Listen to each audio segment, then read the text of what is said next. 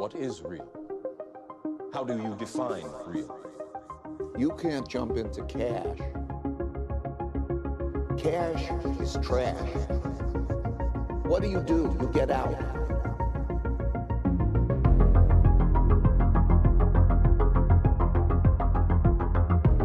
Sam Callahan is a Bitcoin analyst at SwanBitcoin.com.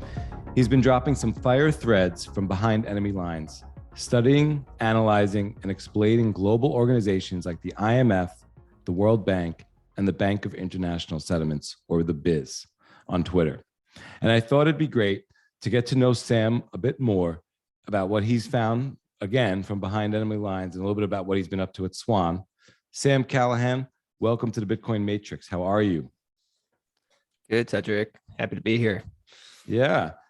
We actually got to meet in person. It's got to be almost a year ago now. We met in the lobby, I think, in the hotel at BitBlock Boom in Dallas. Yeah. That was a great time. Yeah. I think Brendan Lane, your coworker, grabbed me and you guys were hanging out and I got to know you a bit. I think you had just joined Swan maybe a couple months before that. Yeah, man, that must have been a couple months. That nailed it. Yeah. So what does a Bitcoin analyst do at a company like Swan? Maybe tell us a little bit about Swan and what you do there then. Sure. Swan's a Bitcoin brokerage company. So we sell Bitcoin, but we're also kind of like focused on education, and we're kind of can be better thought of as like a Bitcoin financial services company, because now we're trying to branch out into financial advisors, building a platform for them, high net worth individuals, trying to give them the tools they need, because everyone has different needs, given if how much money you have, or if there's rules and regulations for financial advisors. So Swan's trying to just provide infrastructure for them to get access to this new asset class. And as a Bitcoin analyst at Swan, I'm really focused on research. So I do a lot of research, do a lot of writing, a lot of the newsletters that come out of Swan. Usually, I'm writing those and doing the monthly insight report, which is more of an in-depth research report on a specific topic. So last month I did one on kind of Coinbase and some of their listing practices and how these coins do. I've done deep dives into the correspondent banking system that runs the cross-border payments and Lightning. So really I just like pick a subject and go really deep into it. And then I also do a bi-weekly market update for our private clients, which is kind of like a macro update and a Bitcoin market update. So that could cover everything from, making charts and just telling them what's going on, some cool fundamental developments that have occurred, or keeping them up to date about like regulatory updates and everything in between. So that's kind of what I do as a Bitcoin analyst now, and I really enjoy it. Awesome. Swan is a great company. I love Swan. I've had most of the fellas from Swan on the show covering various topics. And I'm kind of curious though, how much has Swan changed over the last year, and how much has your role changed maybe over the last year since I saw you in Dallas? It's changed a lot. I mean, we've grown a lot. We're a young company, and so we're always trying to kind of handle the demand essentially for Bitcoin. And 2021 was a big bull market for Bitcoin, and so we've grown a lot. I don't know the exact number off the top of my head, but we're definitely over 50 employees, but probably north of 60 now. Year ago, I was the 25th employee. So think about how much growth that is just from people wise. But then also as a product, we've really matured, and we offer a really full suite of products now, from Swan Private, which is our high net worth individuals. Because like I said, they need different things. We do Swan Gifting now. We do Bitcoin benefit plans. We've really just shipped a lot of product compared to 1 year ago, when it was really about retail and dollar cost averaging, which is still our flagship product, but we really kind of expanded. And that's a testament to our awesome engineers and, product team. That's kind of the secret sauce of Swan. I don't think they get enough credit. They just always deliver. So the company's changed a lot. We've matured a lot. We've grown a lot. And personally, when we met, I was kind of wearing a lot of hats as you usually do in a young startup. I was working in client customer service. I was doing a little bit of writing. I was working in compliance. I was kind of wherever I was needed, I was a utility player. And now I'm very, very focused on just research and as an analyst. So definitely a different role for me. Swan looks like a different company, but it's all good things. And it's been a roller coaster. Yeah. And what did you think of BitBlock Boom? Was that your first Bitcoin conference? No, because I went to Miami earlier before that. Okay. But I love BitBlock Boom. It's probably my favorite. I think there's a lot of signal there. I like the smaller ones where you can kind of meet people and have good conversations.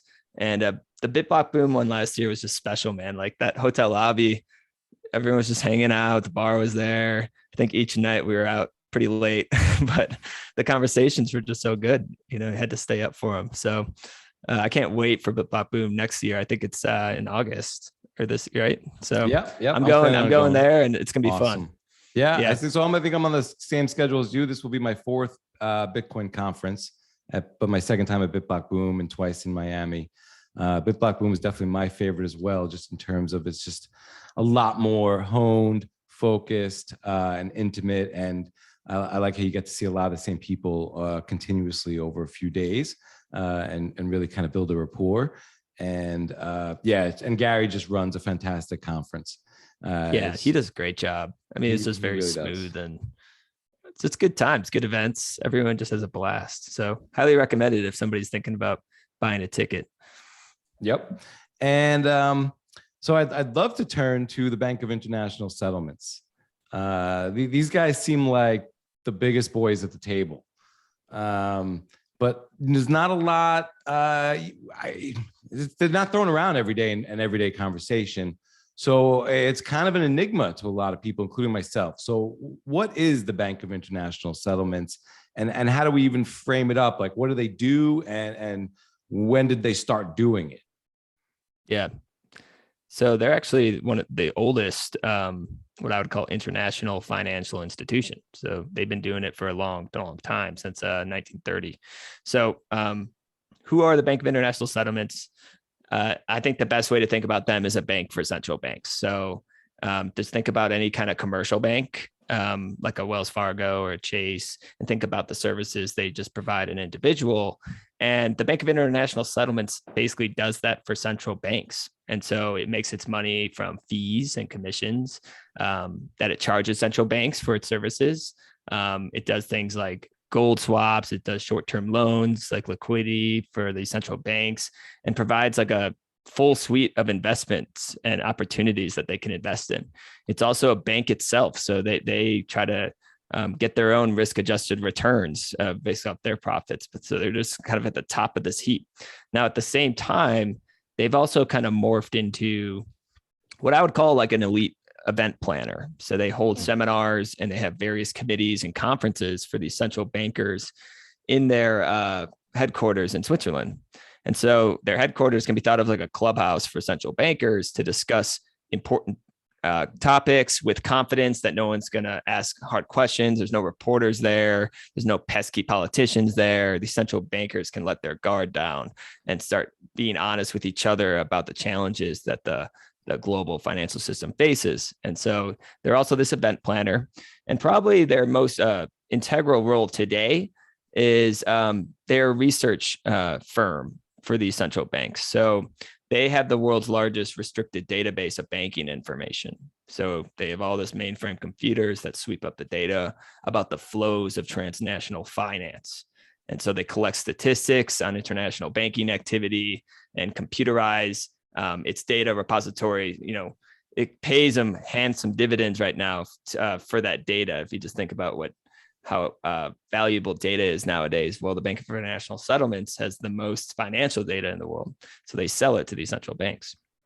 And so the bank has like rapidly become the most informed financial institution in the world concerning cross-border payments and the flow of international capital. So I like to think about them as like Lord Sauron, like the Lord of the Rings guy, eye in the sky. They have the best vantage point. They can see everything. And so that gives them a lot of power to tell these other central banks about what's going on in the world. So to wrap it up, you know, they're just a bank for central banks. They're an elite event planner where they hold these seminars and really elite conferences for these central bankers. And then they are the eye in the sky research database that kind of provides research for these central banks, and they sell it to them. Wow. So that's what the Bank of International Settlements is today. Right. Now that's what they do today. But I mean, and that's a lot to unpack. And I'd love to get into all of that shortly. But when did they form, and how did their power get seeded, or who kind of sponsored their charter? Yeah, so this goes back to really World War I. Okay, so when World War I ended, it was the Versailles Treaty, and the Versailles Treaty was really unfair. It basically put all the blame on Germany, and Germany basically got all these war reparations to pay for the war, and their whole, their entire country was destroyed. Their men had died by the millions. They didn't have the productive capacity to even come close to paying off these war reparations. And so what happened was the Weimar hyperinflation of the early 1920s.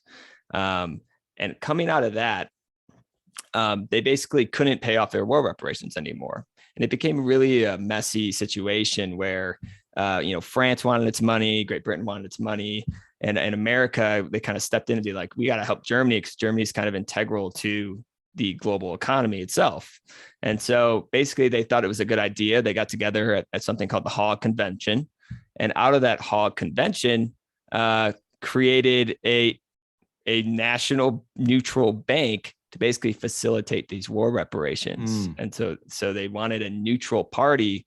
And in that process, I don't know if they knew this or not, but they created a bank outside any kind of regulation. It was set by international treaty.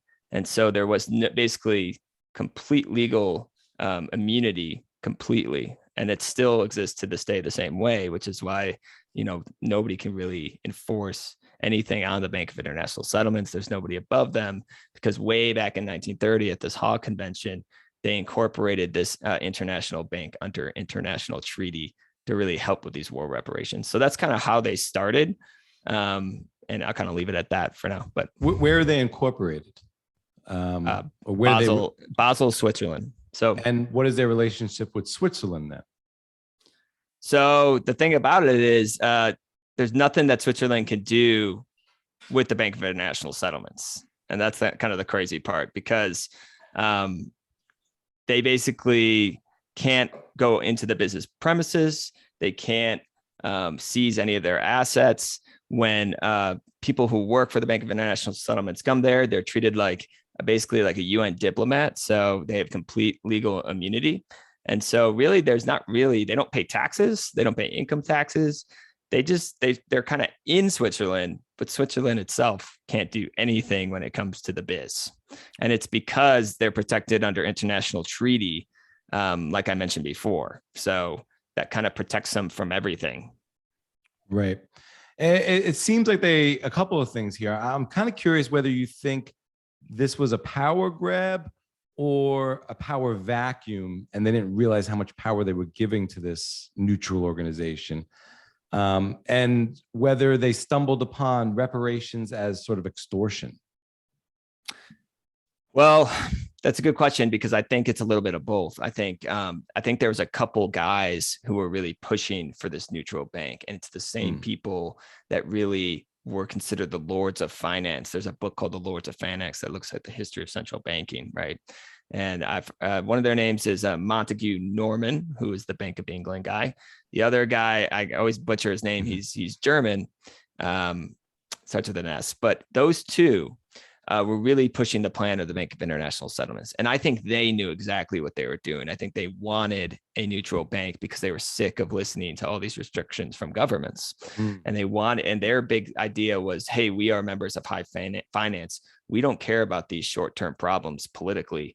All we care about is financial stability and maintaining global finance. So they thought they were above everyone else, and they wanted a bank to be above everyone else as well. And so they're really the architects of the Bank of International Settlements, the same guys who really formed the central bank system that we know today. And that's a great book, The Lords of Finance, for somebody who hasn't read it. So I think they knew what they were doing. Now, the Hague Convention wasn't just those two guys. They basically had to convince everyone else, and it was a tough sell. because there was like some pushback between like, what is this bank? But they got what they wanted. And now, it still remains till this day legally untouchable, the Bank for International Settlement. So I think the war reparations kind of helped provide profits for this bank, and they liked it. It's how they survived for a long time. It was basically a guaranteed revenue stream, basically to collect these war reparations and facilitate them to the other central banks of the winners of World War I. So I think that was a big part of it.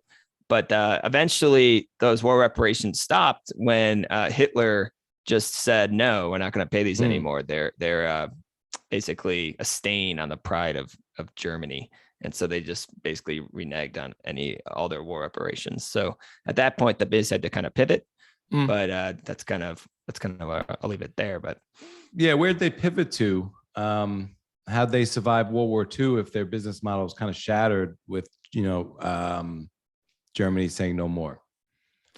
Well, the way that they pivoted was it was actually innovation. So, so if you think about like why the biz was started, it was the war reparations. But after only 5 years old, they had already lost its primary reason for existence when Germany canceled those war reparations. So the question started to come up, like, what's the bank's role and function? Well, they created something called earmarked gold. At that time, it was difficult for nations to pay with gold. It was still like fundamental to the financial system, and they had to ship it across seas, and there was all kind of risks. And so what the biz did was basically at each central bank, there would be a biz sub account in each bank, and they would have earmarked gold traded between biz accounts. And so it was a way for them to transfer property very easily and quickly with just a bookkeeping change into business sub accounts. And so earmarked gold was a huge growth vector for the biz from like 1935 to 1936. It was like a new mechanism for gold and foreign currency exchange. And the biz was kind of the facilitator of all those earmarked gold kind of transfers and transactions. And they took a little fee from there. So that's kind of how they just kind of pivoted from a person who or a bank that facilitated war reparations to a bank that facilitated cross-border payments and specifically gold transfers between countries. And so that's kind of how it led up to World War II. But during World War II, I mean, there's probably a ton of gold transfers. Were all these gold transfers above board, or were any of these nefarious? So this is where, the biz has a really questionable history during World War II. If you think about World War II, a lot of the cross-border payments between countries slowed down. And so now the biz, what I just said, where that was kind of their primary way of getting revenue from 1935 to, let's say, 1939, before the outbreak of war. Now the countries weren't really transferring as much together. People were divided. There was the Allies and the Axis, and kind of there was a breakdown of global trade during the war.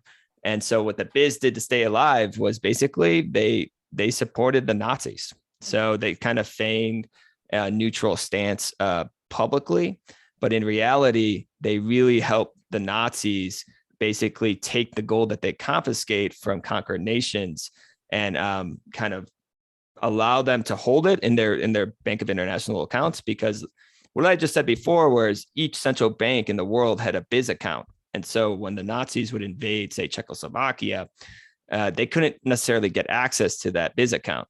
And so what they did was they basically put a gun to the head of the Czechoslovakian central bankers, and they said, call the biz or write the biz. I don't know, and they said, we want you to move the bank from the Czechoslovakia biz sub account into our Germany sub account. So I want you to move the gold because we own Czechoslovakia now.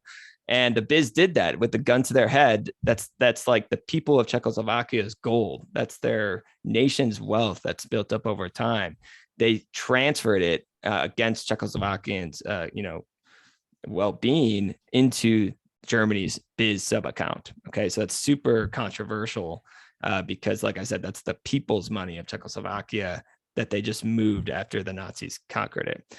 And then if you, a lot of Germany was paying the biz with looted gold from Jews and the Nazi occupied countries. And so they have a really dark history during World War II that didn't get exposed till the late 90s. And then once it was exposed in the late 90s, they kind of came clean about that. And so it's pretty damning, considering that they still hold about $3 billion worth of gold. And it's not crazy to say that gold is probably from Holocaust victims in the business accounts today. So, wow, pretty wild. It's kind of analogous to the $5 wrench attack, but on country to country there. But the person on the other end of the line is supposed to recognize that you're under duress and not make the transfer when you're in some sort of custodial system. Do you think the biz there was purely profit driven or immorally driven in some way to aid the Nazis? I think they were profit driven, actually, because I think they were in trouble. I think, like I said, their streams of revenue had driven up, and the Nazis were one of their best customers during World War II. They kind of kept their doors open, to be honest with you. So I think it was profit driven. It's really interesting because the president of the Bank of International Settlements at the time was American. And so if you think about, you are helping the enemy of World War II by continuing to facilitate banking services for them. People don't realize how important that is during war. Mm-hmm. Like, how was Germany supposed to get war material, vital war materials, and create and carry out foreign exchange and transactions for food? So the biz basically opened the window to the outside world for Nazi Germany. And if the biz didn't have them, or the Germany didn't have the biz, it would have been ended a lot earlier, because they simply wouldn't have been able to continue on with the war machine. And so as an American president, it's really interesting when you dig into that history, because the Americans saw right through this. So the biz would say they're a neutral bank. Oh, we don't pick sides, blah, blah, blah. And meanwhile, this American president's really helping Nazis who are killing Americans, in France at the exact same time. And so the history of the biz in World War II is fascinating and dark, is how I'd say it. Yeah, it's astonishing the connections between certain factions of leadership in the U.S. and the Nazi Party during World War II.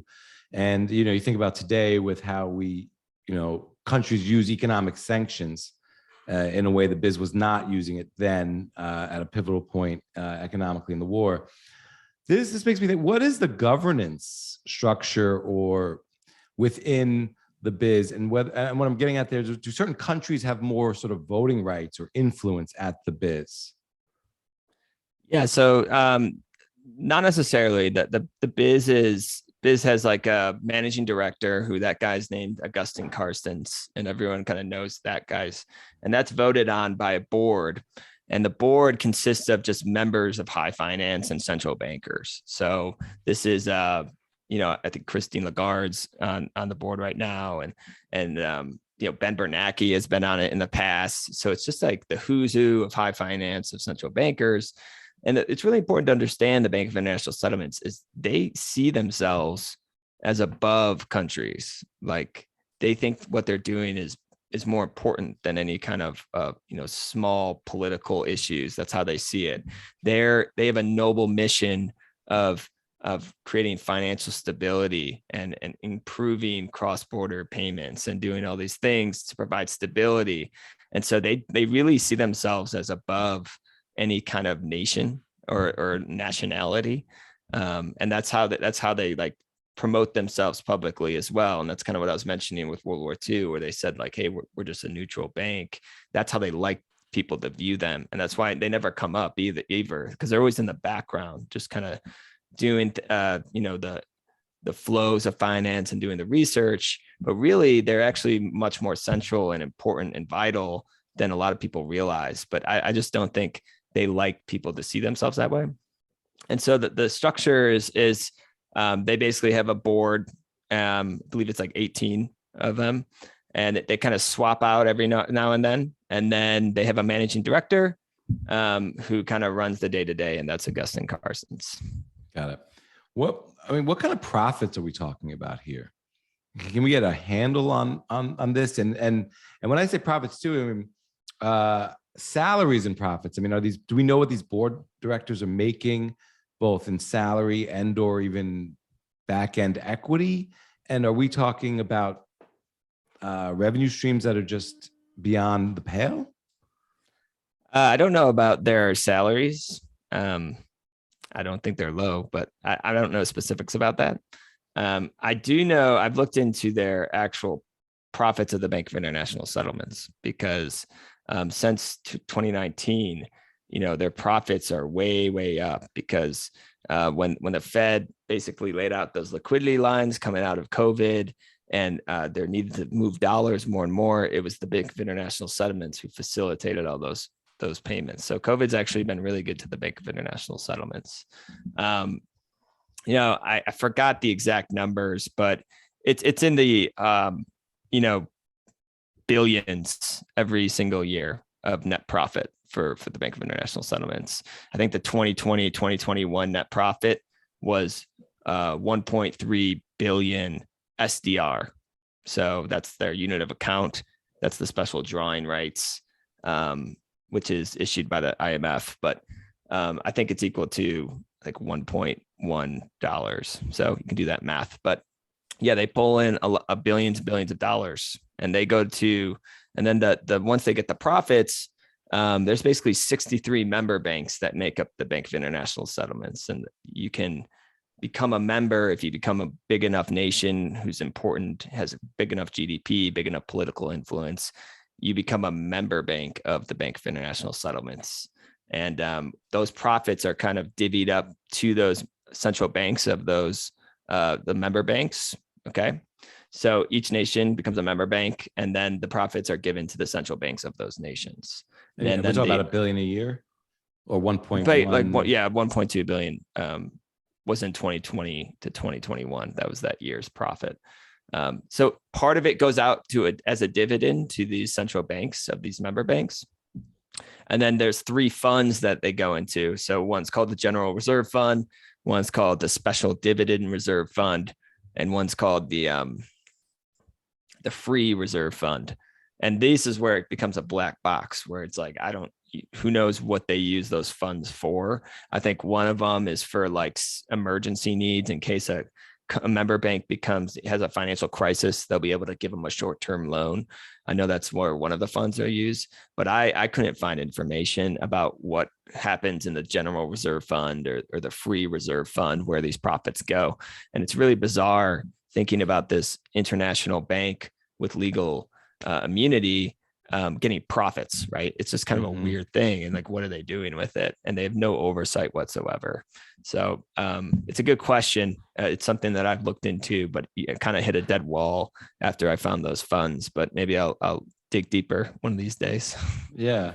Well, what about the balance sheet? Do we know anything about the balance sheet? How large or how small it is, or? So they post it. Every year they do like this yearly report. And so you can see, like I said, that you can see how much gold deposits they have. You can see how much currency deposits they have. You can see their net profits. But that's about it. You basically just know how much they have. I think they have, it's either $2 billion or $3 billion worth of gold deposits that I mentioned before. And then, yeah, it's been a while. I haven't looked at those numbers in a while, but they're doing well. I did think the numbers were going to be a lot bigger, to be honest. Yeah, I'm still trying to figure out. Yeah, I was expecting maybe even bigger numbers. But what is an SDR? Maybe tell us a little bit more about the SDR and how they're using it. Because I think a lot of us think about it more as a hypothetical. And I don't think we're as aware that they're using it as their unit of account. The SDR is a special drawing right. So essentially, it was created by the IMF in the 1970s to basically fix the Triffin dilemma. It basically provide liquidity for, like, so the U.S. didn't have to run these massive deficits. It could start to calm these down. if the US did that in the early, before Nixon took us off the gold standard, it would have really pulled liquidity out of the economy and been really tough for the rest of the world when the US reduced the deficits. That's basically the Triffin dilemma. And so they thought that another currency, a global currency, could help kind of patch things up if the US ever had to, reduce liquidity in the system by reducing its own deficits. And so the special drawing right came about. At first, it was like pegged to gold because that was the system at the time. Now it's just a basket of currencies, basically a basket of fiat, where most of it is the US dollar. I think the US dollar makes up like 50% of it. And then it's the euro, and then it's the yen. It's kind of all your big fiat currencies. The SDR just equals a basket of those currencies. And I believe they equal like $1.2 right now. And the IMF issues it, but then the Bank of International Settlements uses it as their unit of account. So everything is priced in SDRs at this international level of finance. So IMF uses it, Bank of International Settlements uses it. And so they and the World Bank. So those are like the SDR folks. And they maintain a peg to the basket of currencies. Mm-hmm. Right, basically, so it's basically just they kind of reset the makeup of the basket, I think, every 5 years. So they kind of just shift it around, and then the exchange rate kind of fluctuates a little bit in like a band. But right, do they have? This might be a naive question, but do they have any ability to print or issue SDRs, the Bank of or International change the Settlements? peg in a way that they could kind of print money? Do they have any ability to do that, or do they just maintain a sort of true peg? And because I'm kind of curious also how they get a unit to be worth more than the dollar, when under my understanding, most currencies are pegged to the dollar. So it seems rather self-referential. Yeah. It's kind of like just a fiat on top of a fiat. It doesn't make a lot of logical sense to me. But there seems to be buy-in here. Yeah. So it's weird, right? So, I mean, there's the SDR, it was created, and now it's like this basket of currency. And it is, so they do kind of print money, because if you think about how money is created, even in like the Federal Reserve System, it's usually created when banks create deposits, banks create loans. Mm-hmm. That's when money's actually created. And so when the IMF creates a loan out of thin air for a country, they're basically creating SDRs. They just mark the balance sheet with the SDRs if they issue, right? Yeah. So how do they maintain the peg then? That's a good question. Or a threshold they got to be. There has to be some kind of balance, but I haven't gotten into that. I would think the rebalancing is in their favor of being able to debate their own SDRs. Well, here's the thing: is that, Cedric, there's no oversight. Right. With these institutions. So it's impossible to know. And there's nobody's looking over their shoulder saying like, are you doing that correctly? So it's kind of hard. It's hard to tell, because that's what these international organizations, they just have they have all this legal immunities, and they have no oversight, no regulatory oversight. I mean, I think the IMF has this internal oversight unit. Mm-hmm. And so that's the extent of it. So it's a good question. I haven't gone into that granularity into it yet, but oversight is a really good word, because we don't have a lot of oversight into them, but it seems like they have a lot of oversight into what's going on outside of their purview, or in terms of just being able to see into all the other banks and all the other transactions. So how has their sort of data repository grown, and the things that they're doing with this data? What are they doing with all this data? What have you learned about studying some of their papers there?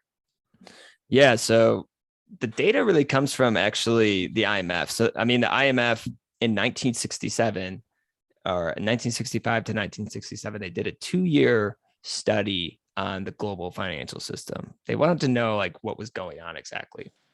Out of that study, one of the recommendations was that all central banks in the world should aggregate their data and give it to the Bank of International Settlements, so that we could have a single, entity who could understand everything what's going on and put out research. So that was like a recommendation. And so that's why the Bank of International Settlements has so much data now. It's because, the central banks of each jurisdiction basically collects data on all the banking in their jurisdiction, and then they aggregate it, and then they give it to the Bank of International Settlements, who then has it all, right? And so actually the problem with data right now, in 2020, it was reported that 80% of central banks are using big data with machine learning, and that's up 30% like 5 years ago. Okay. And over 70% of them using it for economic research, and 40% state that they use it to inform about policy decisions. So they use big data. Now, the problem right now is that they're finding is they have too much of it. They don't have the kind of infrastructure in place to clean all that raw data. It's really just like a lot of raw data, and they don't know what to do with it. And so the challenges are actually that they don't have the proper tools needed to use that data. And so that's what they're worried about. They're not worried about like privacy or confidentiality or respecting the data that it's kind of gathered in a way that, individuals don't really know what's happening. They're worried that they have too much of it and they can't find, they can't see everything what's going on. So the key topic of discussion isn't the availability of the big data, it's the tools to process, store, and analyze it. And so it's pretty concerning because, who are these people and what are they doing with all this data? And like I said, no oversight.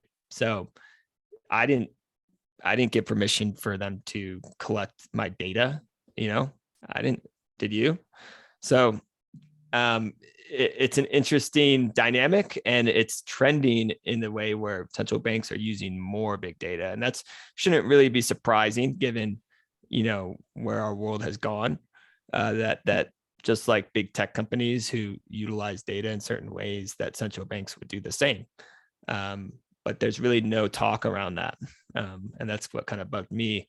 And from their own literature, it's happening. It's happening. It's on the increase. So, right. Are they scraping social media data?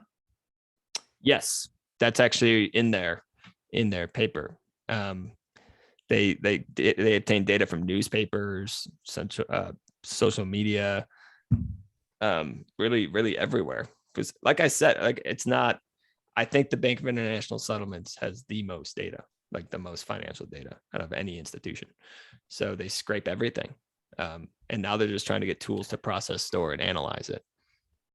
I wonder how much, have you seen anything about how much they spend on the information technology to manage the data or the tools to analyze the data? And it's kind of scary just thinking about them collecting and holding all this data. Yeah, it's like a honeypot, right? Yeah. Well, I wasn't even thinking about it from a honeypot perspective. I was thinking about more from the ability to just work the data later down the road and use the data against us. But also clearly from a honeypot perspective, I think that's part of the plan as well. I think there's back-end schemes on that. But do you think SDRs are connected or a bridge to CBDCs? Well, yeah, not really. I mean, is that sort of one era to another, or was SDRs almost? It seems like SDRs were, to me, sort of rolling out CBDCs at a national level.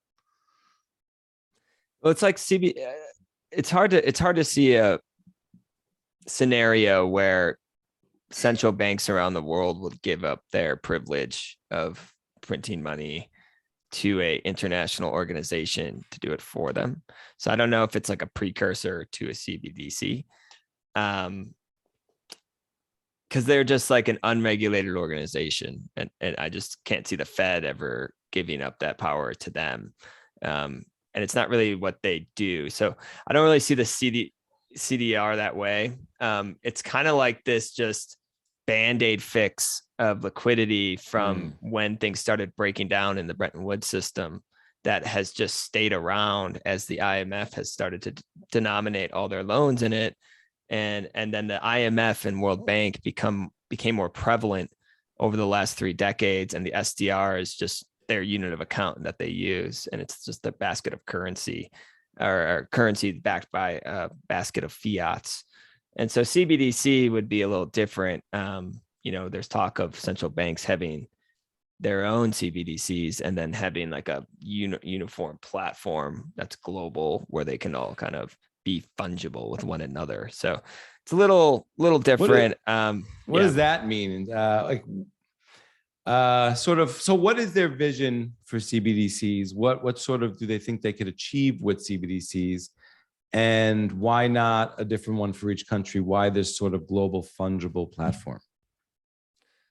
Well, so the thing about the biz is that they're focused on improving the transaction capabilities of international finance. And cross-border payments have been so expensive despite our technological innovations over the last few decades. They still remain pretty expensive. So when the biz looks at the CBDC, they're like, this is finally it. This is the technology that's going to reduce cross-border payments. It's going to improve financial inclusion. It's going to help us do all these great things, deliver monetary policy more targeted and more effectively, and all these great things, right? And so I don't know if they're like evil. Maybe they're just misguided or ignorant of the negative consequences that CBDCs could have, but they're looking at it really positively. And so if you think about how the biz is viewing this in that mindset, if each jurisdiction had their own CBDC that couldn't talk to one another and it was just siloed there, it would really defeat the purpose of the CBDC from the business perspective, because it's not helping cross-border payments, it's not helping make it cheaper. And so they kind of run into this problem. And so that their solution for is what they call a multi-CBDC or MCBDC, which would be a single larger CBDC platform, and then you have these little ones that could interact with it and be interoperable. But then somebody like the biz or an international financial system would set the rules of a broader multi-CBDC system, and it would allow for fungibility between all these different CBDCs. And that's scary because they even write like there will be one playbook for this multi-CBDC, but they don't specify who's going to make the rules, who's going to enforce the rules, who's going to do all these things. And nobody elected these people, and they're the ones kind of making the plans of the future of the global financial system. And that's what really grinds my gears about it. Yeah.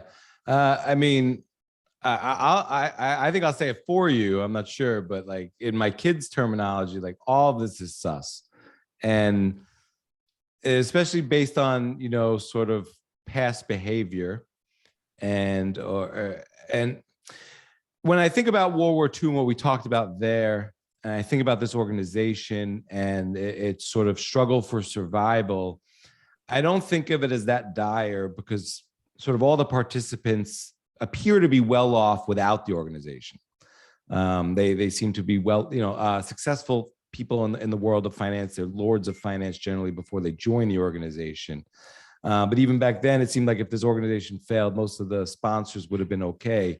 And they didn't necessarily need to save the organization by doing immoral things.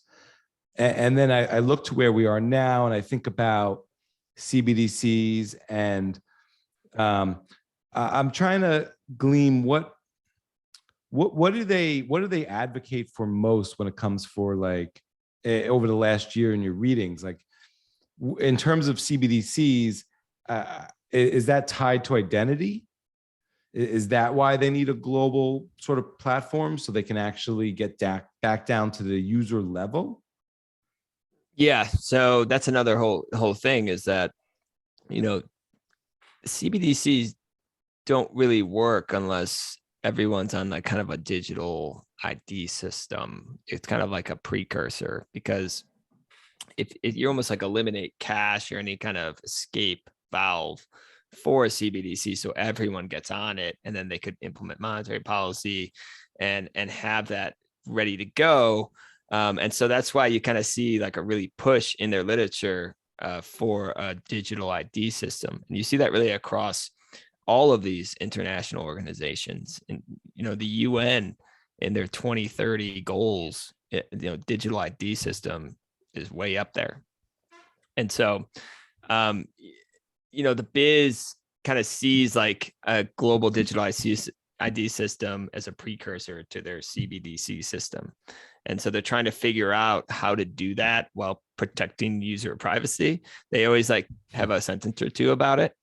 But really it seems like from their writings, just in terms of just word count and how many paragraphs are allotted to this, that they're more focused on like how CBDCs and a digital ID system could create a highly efficient new digital payment system, enabling broad access and all these great things, but they don't consider the privacy and the issues of authoritarianism and the power that it would give these central banks, to make sure that they're using that power responsibly. Like ideally, you don't give them that power at all, right, from the get-go, because humans are known to abuse power. And when you give them absolute power, like a digital currency attached to a digital ID, I mean, you could basically delete somebody with a keystroke, right? Any kind of dissident. So that's kind of where the digital ID system pops in there, because it would be really difficult to have a global CBD system, if everyone was either on different digital IDs or if people were off the digital ID and they were just kind of not in the system at all. It would defeat the purpose of the entire thing. And so they want to get everybody on this federated digital ID system to enable their CBD system. Right. And so when I follow that along, I obviously, if you link the global CBDC down to the end user, you can affect monetary policy, economic policy. You could do things like negative interest rates and lots of different things. But on the long arc of history, and I don't know how long it is, it really, to me, it's the merger of economic policy meets social policy. Yeah. And I'm kind of curious what, from your reading of their work, what has the Bank of International Settlements learned from looking at China? So the China one was interesting because they had this paper and they basically talked about, because China has their digital yuan project. It's actually farther ahead than any other CBDC project. And essentially what they found was that in China, they basically had these people who had defaulted on auto loans, and they basically had the data right there, and they basically released it publicly and shamed them. And then from that, multiple businesses shut them out of the economy in China.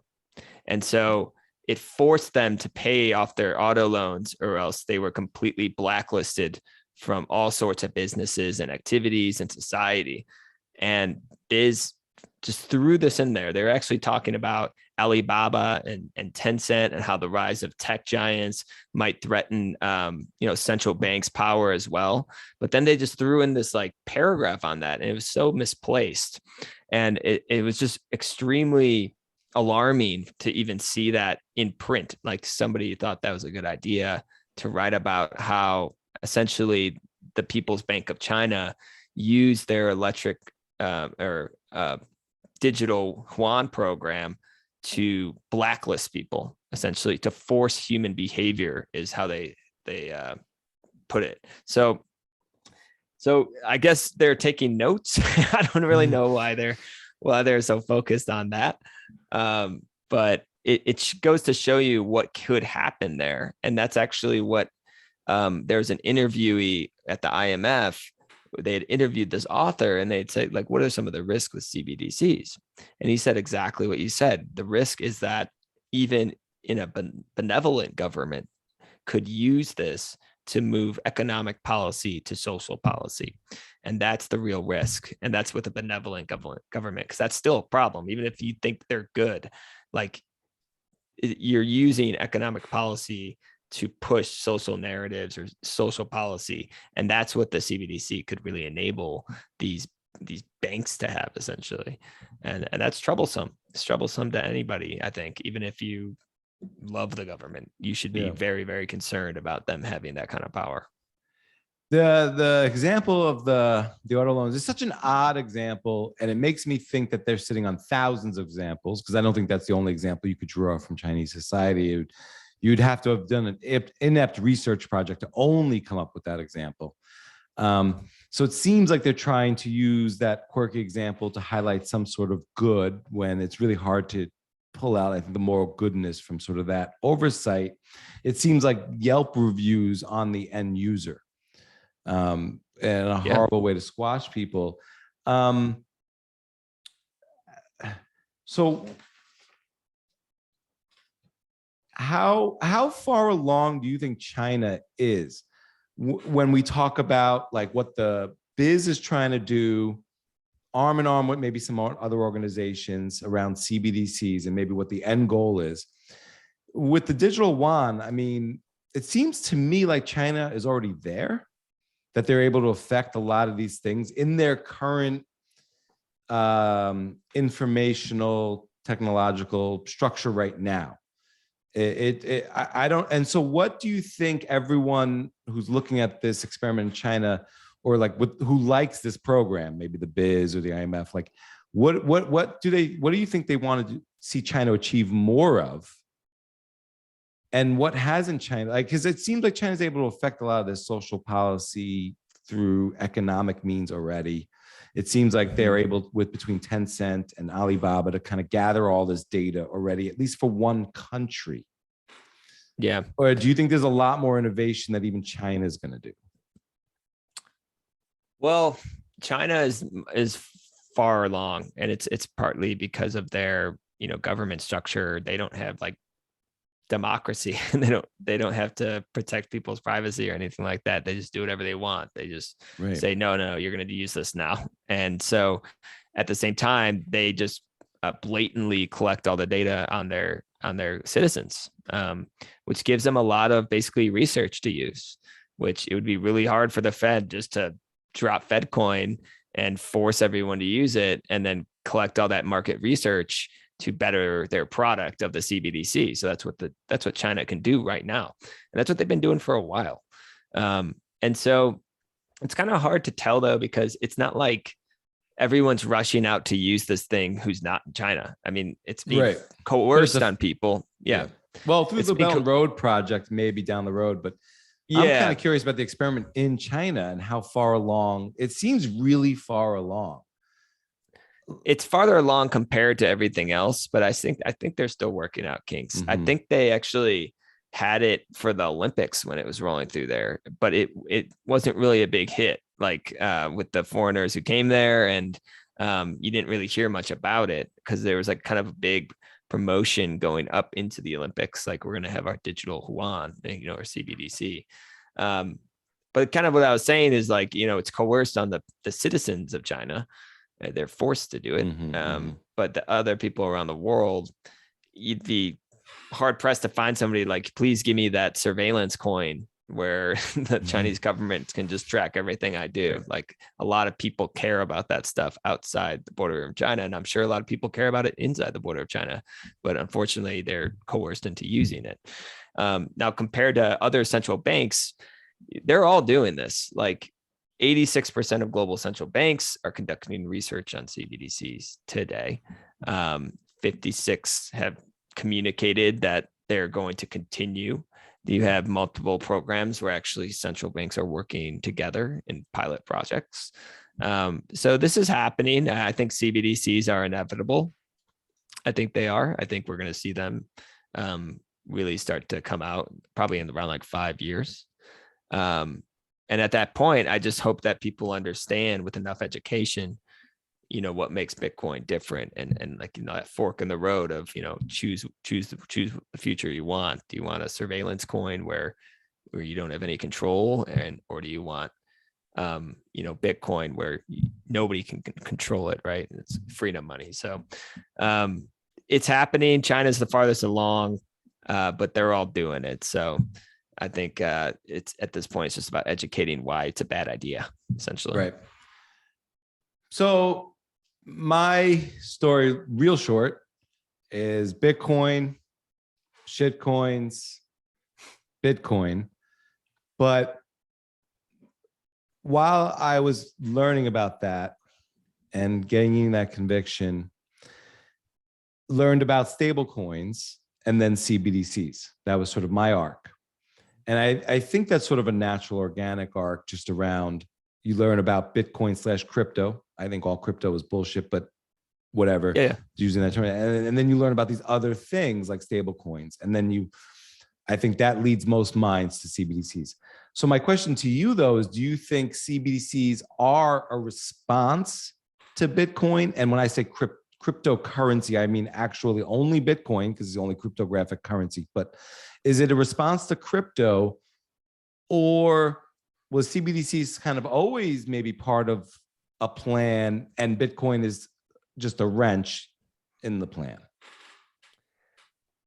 This is my takeaways from just reading through their literature, and they are pretty transparent about their plans. What they're not transparent about is their operations. Like when you ask me, like, what do they do with their profits? That's kind of when they become a dark box. But with their plans, it seems to me that they don't take Bitcoin seriously yet. It's still just this thing, this speculative thing that, doesn't make sense, deflationary, like all these common FUD. What they are threatened about is privately issued stable coins. So I think the CBDCs are actually a response of the massive stablecoin adoption that we've seen over the last 3 or 4 years. You think it's a response to stable coins? Yeah, I think it's a response to Tether and it really, you just saw explosive with all these growth, added benefits after they thought through it.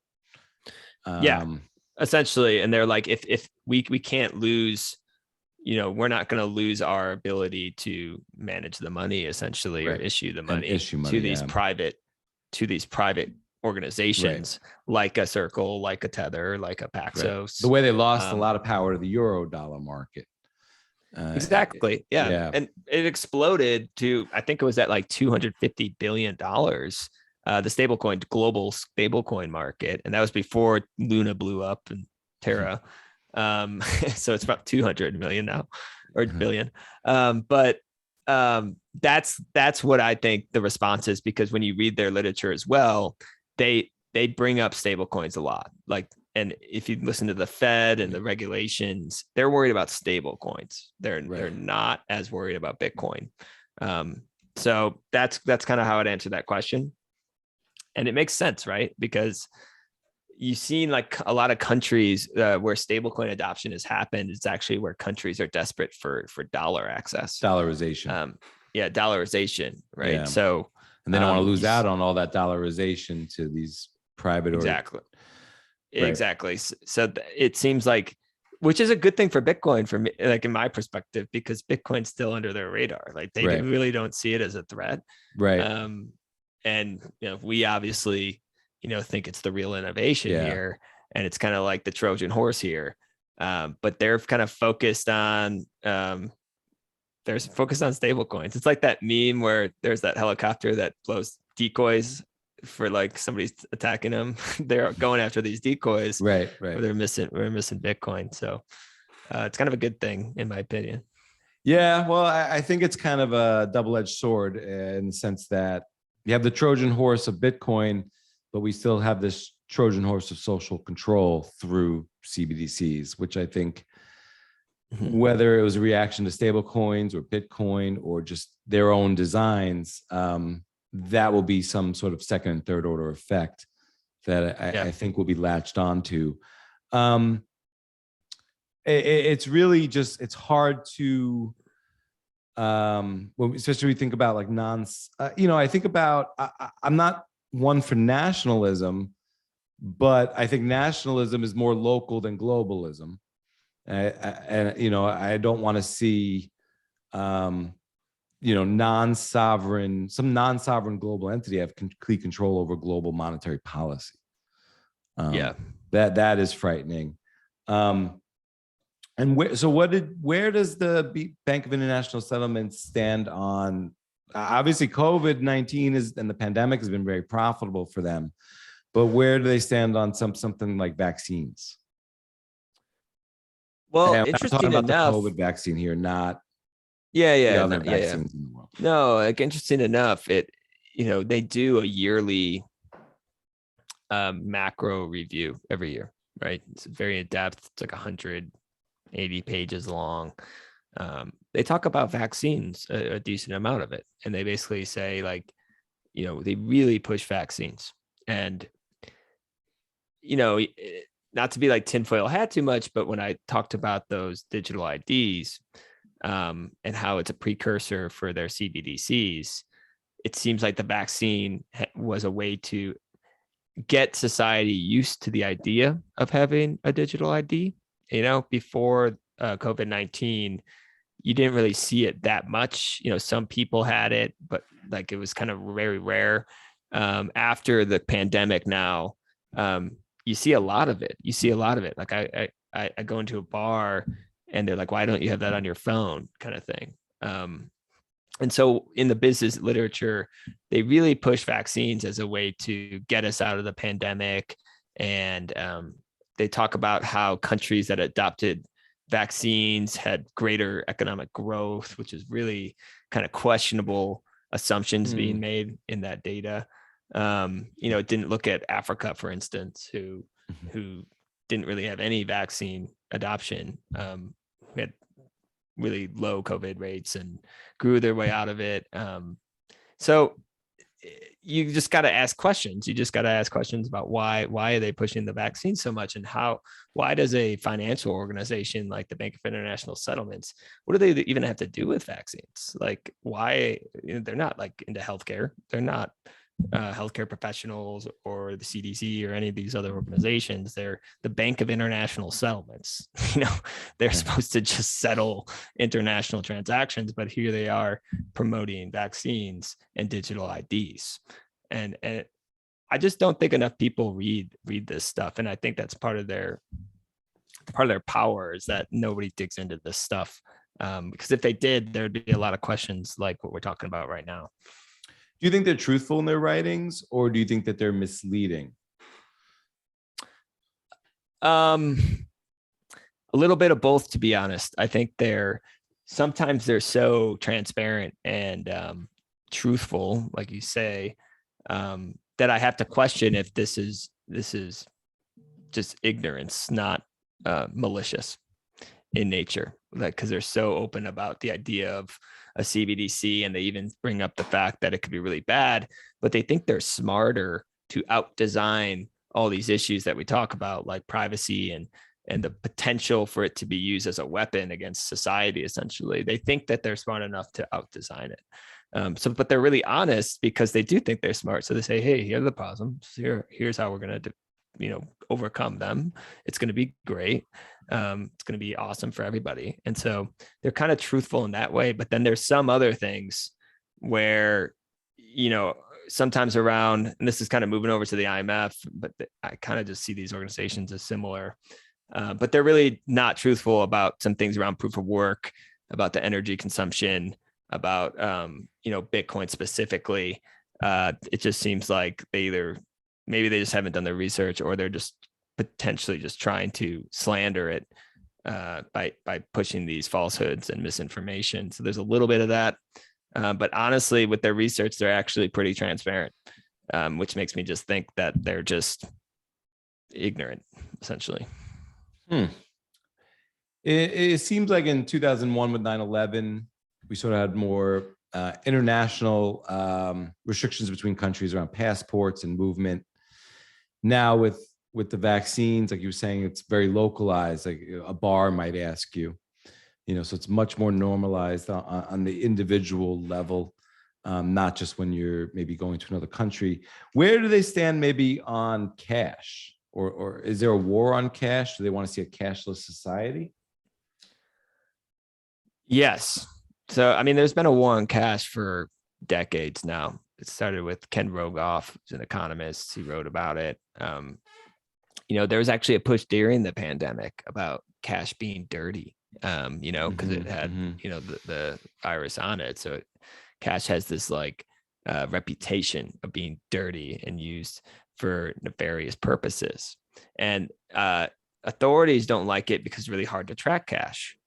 And it's really difficult to just hard cold cash. So a lot of drug dealers and stuff, they use cash because it's hard to track.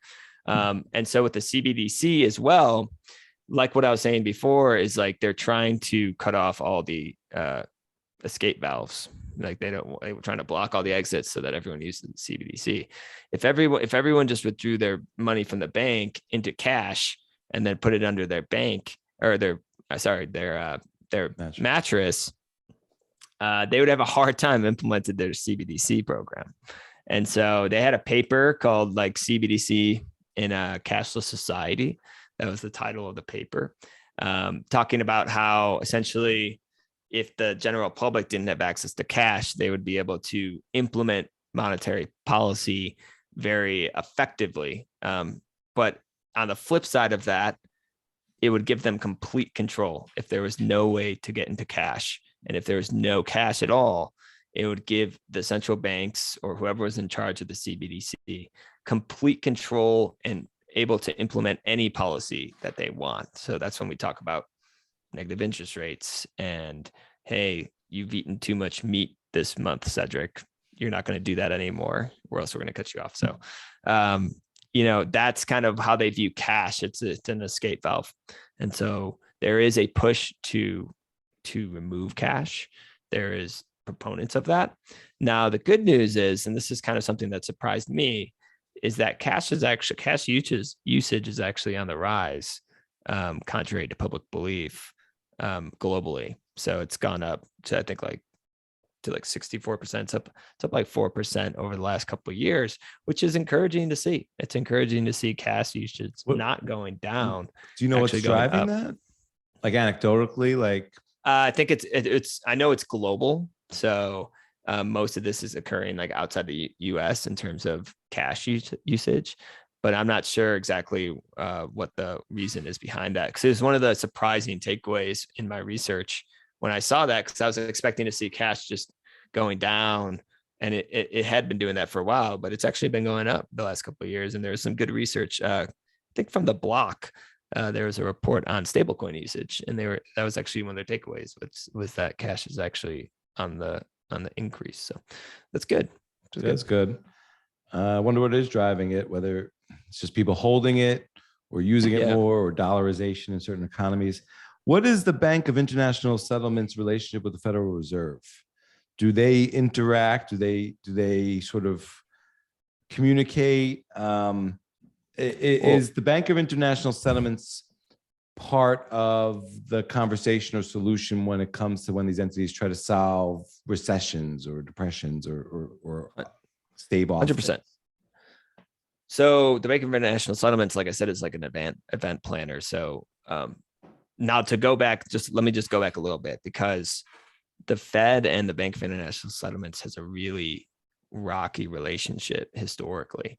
So going back to World War II, when all the nefarious things that the Bank of International Settlements was doing, the Fed, the Fed chairman at the time, as well as the U.S. Treasury Secretary Harry Dexter White, saw right through that and said, "You guys are helping the Nazis, and we want you guys destroyed. We want to abolish the Bank of International Settlements."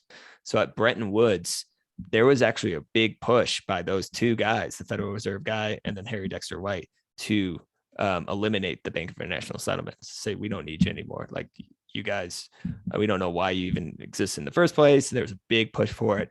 Now, the Bank of International Settlements, now John Maynard Keynes, also at the Bretton Woods, would not sign the Bretton Woods Agreement if the business elimination was included. He thought it was too big of a decision to just throw into the Bretton Woods Agreement. And so he walked away. I think he actually went back to England, and then they eventually removed that. And then the biz just survived that by the skin of their teeth. And so John Maynard Keynes came back, they signed the Bretton Woods Agreement, but the Bank for International Settlement survived. But the Fed never kind of trusted them like all these other banks. They always kind of doubted the Bank for International Settlements. It wasn't until, I believe, the late 80s or the 90s where the Federal Reserve became a member bank of the Bank of International Settlements. And now the Federal Reserve is just another member bank of the Bank of International Settlements, just like any other central bank that's a part of a member bank of the Bank of International Settlements. So very interesting history between them. But now they're just now, like I said, Ben Bernanke was involved, was on the board of the Bank of International Settlements in the early 2000s or 2010s. And so now they're just kind of like, they're buddies now. And so now whenever there's a global financial crisis, usually there's committees that happen every month at the Bank of International Settlements of these central bankers, and they speak about what's going on and how we're going to fix this. And so that's kind of what the Bank of International Settlements does with their event plannings and their committees and their seminars. and their innovation hub, where they're kind of right in the middle there, where these central bankers kind of meet at the BIZ's headquarters to discuss the topics of the day, the problems facing the financial system. And the Fed's just a part of that now. So interesting history of not being so friendly with each other, but now, all of that's under the bridge, and now they're just like every other central bank. They just kind of work with the biz. Right. In your opinion, does that sort of make the Bank of International Taste, does that place the biz on top of the Federal Reserve? Does that mean the Federal Reserve sort of like bent the knee? Kind of. I mean, kind of when they finally bent the knee and joined as a member bank, it definitely was viewed that way by some people. Federal Reserve is a little different because we do have the global reserve currency of the world. So they do have kind of like a unique power compared to other central banks. They're the big honcho. And the Bank of International Settlements is still just this organization on top that kind of tracks the flows of finance and has a lot of influence on policy decisions. But the Fed has this thing called the US dollar that they can also print. So they have kind of like a certain power. I would just say that the Bank of International Settlements kind of operates above the Fed, but it's kind of hard to say that they have more power than the Fed, because it's not like the Fed has to listen to everything the Bank of International says or anything like that. They're still like an independent organization compared to the Bank of International Settlements. Now, the Bank of International Settlements also doesn't have to listen to the Fed. So I wouldn't even say like one has more power than the other. I just would say they have different powers, if that makes sense. Yeah. Kind of. Yeah. Do you think the euro is a predecessor to some sort of global fungible CBDC? Well, now so the euro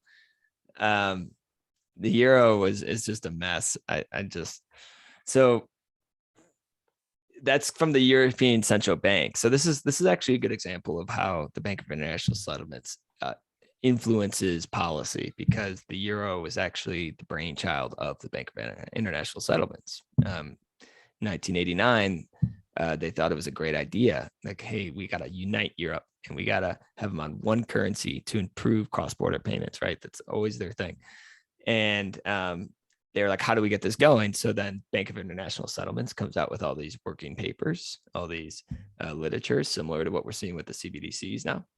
They did that with the euro back in like the early 90s. And it took almost a decade of lobbying and, being in the ears of bankers to finally create the European Central Bank in 1999.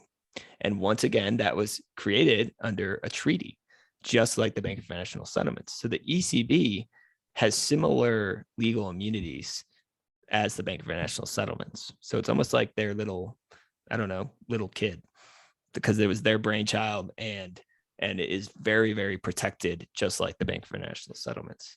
And so the euro has been an absolute shit show, because essentially what they do is that all the countries involved with the euro gave up their monetary sovereignty to this organization that they don't really have control over. And they didn't bring into account how each individual country in the Eurozone has different needs, different cultures, different spending patterns. And to have one currency and try to have one monetary policy to manage all the different economies, it's just asinine. And that's why the euro has been a complete failure. And so it's very interesting to see the biz, who basically created the euro, which has been a shit show, kind of deciding the same thing, but more internationally with the CBDC and their multi-CBDC program. They want one big currency, but instead of just, 20 something countries in the euro, now we're talking about the entire world having this one CBDC. And if the euro didn't work, why do they think this is going to work? Like, it just seems very, very poor planning and poor long-term thinking to think that this will turn out well. And so I think the euro is a really fascinating story, and I think we can learn a lot from it. And I think it really highlights how the biz influences things, because it's like when they have these papers it's like it's just a theory on a paper in the beginning, but then it becomes a reality 10, 20 years later. And I think we're seeing the same thing play out with CBDCs right now in terms of the Bank of International Settlements and their plans for the world. Yeah. And so we think about plans for the world and the ability to plan and shape the world. I don't think, maybe control is not the right word, but shape, steer, drive. And I think a lot about, I've seen a bunch of cycles through my life now.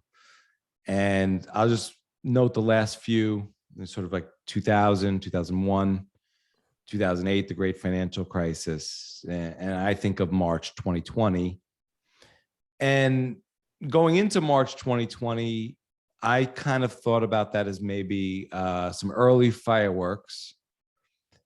But now I'm starting to, my emotional response, or my sort of reaction to what I'm seeing, is maybe we're through the worst of the 2020, 2021 cycle. Maybe they are able to manage this in a way that this enormous inflation won't be mind-bending. Maybe we're sort of through. Maybe the QT that they roll out over the next few months or years still leads to upward rising markets because there's just such a hunger for the dollar. Do you think that we are sort of before or after maybe the climax of this market or business cycle in terms of them managing the economy the way they do? I mean, do you think this thing's going to break in 18 months, or, maybe they're going to kick the can down the road another 10 or 12 years like they have for the last 50? Yeah, that's the question. If they can kick this can down the road, which, right now they've kind of gotten a lot of what they wanted, which is things haven't really broken yet. Inflation's high, so it's kind of reducing the debt to GDP, which is kind of what they need. So some people say like they want this inflation, and that's really possible. We don't know their true intentions here, but it does help that the debt to GDP ratio decrease to have this high inflation. At the same time, we have unemployment not spiking yet or anything like that. And so right now, it's like the whole question of whether they can manage a soft landing or not. Now, for me, I just look at the amount of debt in the system and the amount of zombie companies, and I look at these interest rates, and when they have to refinance, I think we're really going to start to see some volatility and some trouble in these credit markets. And that's kind of where I'm focused, kind of looking at these credit spreads and credit default swaps and looking at them, because it kind of leads to the potential of credit risk increases, of insolvencies, of cascading bankruptcies. And that's what happens when you have this amount of debt in the system. Everything becomes interconnected, and you have this contagion of where, one bankruptcy happens and then another and then another and then another. We haven't seen that yet. And that's, I guess, good on the Fed. Like things haven't broken yet. Now the question is, if that does happen and these interest rates, the borrowing costs come up high, and all these zombie companies eventually have to refinance, and it's too expensive for them to do so. And like I said, it starts to unravel. Then it's going to be like, what's the Fed going to do? And I think that's what everybody is wondering right now. Like, will they come in with another put? Will they just turn back on the money printer? And in that scenario, it's really surprising.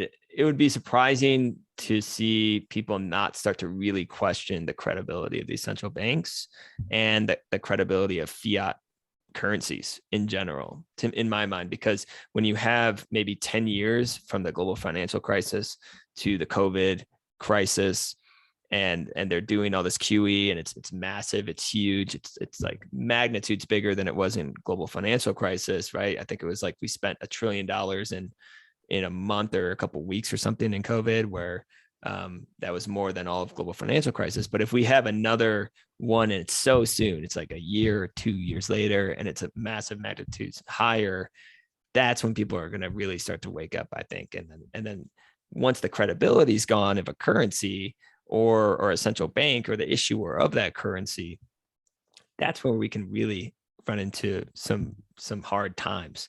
And so that's kind of what I'm watching. I'm looking at the credit markets. I'm looking at financial conditions, see if we see any problems in the labor market, because those are the two things I feel like could cause the Fed to pivot and to turn back on the money printers, for lack of a better word, just to go back to QE, go back to maybe a bit more stimulus checks. And we'll see if that happens. That's kind of the $1 million question, but that's kind of how I see it. Yeah. How many people do you think are involved in these decisions? I mean, do you think this is 5 or 10 people, 100 or 1,000 or 10,000? I mean, is this really decentralized where all these bodies truly look at all the research that's happening and there's thousands of people involved in this? Or is this a handful of people that are really running these multinational global organizations and deciding policy? I think it's, in terms of like their general big picture decisions, I think it's very centralized, is what I would say. It's just like the Fed, where you only have like 12 people making decisions. This is actually where they're also not transparent. So they're, like I said, they're transparent about their plans, transparent about their research, not transparent about their operations or their organizational hierarchy, especially like the IMF and the World Bank. I mean, it is confusing trying to understand who's actually making the decisions here, and whether that's intentional or not, I don't know. It's part of the reason why, especially with these large institutions like the World Bank, the IMF, Bank of International Settlements, they're actually so big too, and they're so large and bureaucratic that I think like even people who work in them, like in the IMF, doesn't even understand who's actually making the decisions. That's what it seems like to me. It's like the Tower of Babel situation, where they just like, they don't even know what their goal is or mission or who's making the decisions, because it's huge. It's a huge bureaucratic institution that's had no competition for decades and decades and decades. And when you have no competition, you just rot from the inside out, culturally, as well as, nobody's forcing you to be better. Let's just say that. That's just basic free market principles right there. So they've had a monopoly on their international, whether it's the biz and they're giving out cross-border payments and large exchanges, or it's the IMF giving out loans to distressed sovereign nations. They've had complete monopolies on their respected markets. And I think that's just led to really institutional, like bureaucratic rot of these institutions. And so I think it's very centralized in terms of the big decisions. And I think when the biz holds these committees and councils, I think it's just a group of high finance and central bankers that get together in Basel, and that's pretty centralized. And they're making the big decisions. If you go back to it, like Jay Powell goes there and Jay Powell comes back. And if you look at the amount of dissents that happen in the Federal Reserve meetings, they're almost non-existent for a decade. Like they almost always agree with Jay Powell on votes, or the chairman in general. It's very, very rarely dissenting votes, because they want to come across as a cohesive unit that agrees with each other, that they're on the same, mission together. They agree with everything. This is how we're supposed to do it. And so if you think about Jay Powell going to Basel, Switzerland, the Bank of International Settlements for that monthly meeting or whatever it is, go back to the Fed, and then they never disagree with what the Jay Powell votes for. It's pretty centralized from the top down, and so it is what it is. It's the exact opposite of Bitcoin, right? So if you think that central planning can work, then I think you should read some history books, because it seems to me that something as complicated as a global financial system or economy, to have a small group of people making decisions for billions of people, it's really seems like a poor choice. It's what I would Terrible say. choice, but it seems doable. It seems doable. It seems if they have enough control and enough capital, you can actually affect maybe centralized control, whether the outcomes are good or bad. Yeah. And that's what concerns me. My final question for you, a bit of a tinfoil hat question. So I believe in free markets. Free markets are great. People can go long, they can go short any asset. That's important for price discovery. That's organic. Do you think, though, that there are people adversarially attacking Bitcoin to suppress its price? When I say people, I mean large entities like the Bank of International Settlements or the Federal Reserve, or some entity that has off-balance sheet capital. We're not aware of their operations, has a lot of money they could afford to lose because the other revenue streams they would be protecting would be greater. Do you think there's potential, or what do you think is the potential of Bitcoin price suppression that's not organic? I think it's definitely non-zero. Like, it's definitely potential that it's happening. Obviously, I have no proof of that. If you just think about, I think the IMF would be a perfect example. And I think they would be incentivized to suppress the price of Bitcoin to hurt El Salvador, to show that this is a failed experiment to all these other countries. Because it would hurt the IMF if we started to have these financial products built on Bitcoin where people could raise funds and not go to the IMF. They've had a monopoly on that. And a lot of countries have a lot of problem with the IMF. They have not been treated well by them. And those loans come with terms and conditions. A loan from say a Bitcoin bond would not come with terms and conditions. The countries would have complete independence about how they use those funds. And that's attractive to different countries. And so when the IMF found out about El Salvador, they were very negative about it. They warned them about it. Suddenly senators in the US were writing bills saying that El Salvador needs to, be tracked. And basically we need to see what's going on here. You then had the IMF go to Argentina and say, we're going to give you $45 billion, but the banks aren't allowed to deal with cryptocurrencies. Okay. So it wouldn't be surprised if they are suppressing the price of Bitcoin to basically hurt El Salvador, the only country that has it. Well, not the only country anymore, but one of the only countries that has Bitcoin is legal tender, because right now you're starting to hear things like the losses on their Bitcoin equals their next bond payment. And they're going to default on their bonds because of Bitcoin. And that's exactly the kind of narrative that the IMF would want. Now, do I know they're doing that? Does anybody know they're doing that? I don't know. But think about incentives. They would be incentivized or like to see that happen. And they can print SDRs essentially. So possible. That's what I would say. It's possible. Tinfoil hat. Hopefully not, but either way, Bitcoin would shrug it off long term. But the people of El Salvador, not so much. So again, that kind of pisses me off, because if they were doing that, the IMF's mission statement is to provide prosperity for everybody, and they'd be actively hurting one of their borrowing nations, the people of their borrowing nations, if they were doing that. So, well, it's interesting. I can imagine it. I have a hard time assuming it's happening. And if it is, I think the world's a lot darker place than I want to wrap my head around. Yeah, just because it's a very dark thing, even though it seems kind of benign, though someone wants to lose money on purpose.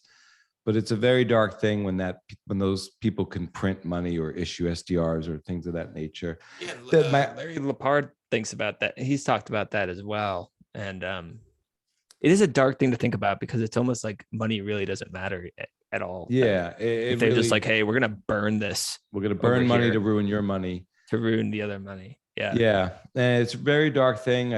You hope it couldn't last forever. The optimistic side of my brain really thought about them exporting inflation to Bitcoin. So being able to not have the inflation in the consumer goods because it all went to Bitcoin. But I think their issue with that would be that it would show a real escape valve for people that were doing a true A/B test and could figure this out. And if you don't want there to be an escape valve, you don't even want to hide or mask one or let one slide. Maybe. Yeah, and I think Christine Lagarde has said it, right? She said Bitcoin's an escape valve, like and quote they don't unquote. Yeah. And then Sorry, no, I just like what the IMF doesn't want is other countries to see El Salvador as a success, and then they adopt it, and it's a game of dominoes, right? Which I think is inevitable. But it was interesting when El Salvador made the announcement. I mean, I was in Miami. I just got back to my hotel room and I'm watching on a live stream, but I had tears in my eyes, and yet you would think the things of like a lot of the events of the last 18 months were very positive from a very pure economic supply and demand standpoint. And yet price never went in the direction that you would think it would go during a bull market getting good news. And so it was very odd. And then they just became so consistent, I stopped thinking of it as odd. But I can't tell you how much I've enjoyed this conversation. We leave a lot on the table. I'd love to have you back. We go more into the IMF, the World Bank. One thing I'm not even sure if you ever looked at this. I'm curious how often the Bank of International Settlements and some of these players have appeared in the Panama Papers. I also want to note that I do want to just cap off with episode 2. Jan Pritzker, the CTO of Swan, was on the show. Episode 14, Andy Edstrom, I think Director of Investor Relations. Brandon Quinn has been on twice. Episode 19, where we look at Bitcoin through the lens of mycology and the fourth turning. And episode 108, Bitcoin as a pioneer species. Robert Breedlove has been on. We looked at the tyranny of time and money and slaves. And Stefan Livera, head of, I think, your investor relations or high net worth individuals, has been in episode 39. We look at the Austrian economics in one lesson. Gigi, who's no longer with Swan, but when he was on the show, he was with Swan. We look at the Bitcoin through the language of time and money. And Brady Swenson, head of education, has been on the show, episode 56. Tomer Shorelight has been on the show twice, 74 and 80. Bitcoin is for everyone, and rich or poor Bitcoiners have what money can't buy, and he's coming back in 2 weeks. So definitely representing the Swan team. Can't appreciate how much you guys have been doing for the space. It's just enormous, and it's very important to have a Bitcoin-only financial services company and brokerage firm so that we can send our friends and family somewhere that they can not be fooled like I was on Coinbase when I started out. So thank you to you guys, and I leave it to you for any final words, and I hope we covered what we set out to.